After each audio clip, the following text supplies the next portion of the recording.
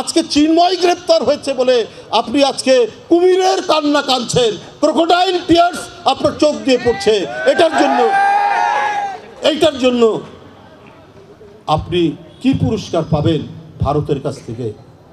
শেখ হাসিনা, আজকে ভারতের পররাষ্ট্র দপ্তর চিন্ময়কে মুক্তি দেওয়ার জন্য বলেন, কারণ ভারতীয় পররাষ্ট্র দপ্তরকে আমি বলি, এই শেখ হাসিনার পোষ্য সন্তান যুবলীগ ছাত্রলীগ যখন কিশোর বিশ্বজিৎকে হত্যা করলো, কই সেদিন তো আমরা ভারতের পররাষ্ট্র দপ্তর থেকে আমরা কোনো স্টেটমেন্ট দেখলাম না।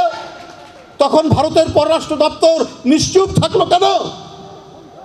যখন আপনার উত্তর পূর্বাঞ্চলের নদীর বাঁধগুলো ছেড়ে দিলেন, দিয়ে বাংলাদেশের উত্তর পূর্বাঞ্চল ভেসে গেল, ওখানে তো মুসলমানের বাড়ি শুধু ভাসেনি, হিন্দুর বাড়িও ভেসে গেছে।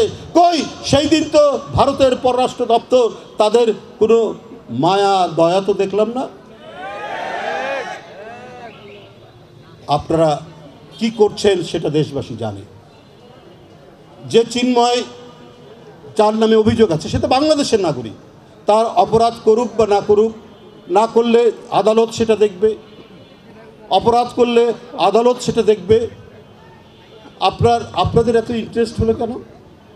এখানে তো গত আন্দোলনে 2000-এর মতো শিশু, তরুণ, কিশোরকে নির্বিচারে হত্যা করলো যে শেখ হাসিনা, তাকে আপনারা সেখানে আশ্রয় দিলেন।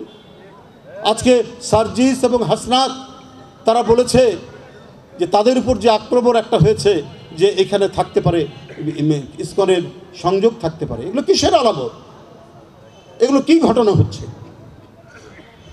আপনারা কি মনে করছেন যে আপনারা পার পেয়ে যাবেন, বাংলাদেশকে অস্থিতিশীল করবেন? এটা তো 18 কোটির দেশ। এই 18 কোটি মানুষের দেশে অস্থিতিশীলতা তৈরি করে আপনারা কিছু করতে পারবেন না।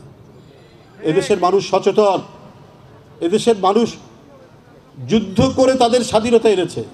ভারত তো স্বাধীনতা সংগ্রাম করেছে, কিভাবে নিজের জীবনকে উৎসর্গ করতে হয় নিজের দেশকে বাঁচাতে, এটা বাংলাদেশের মানুষ জানে।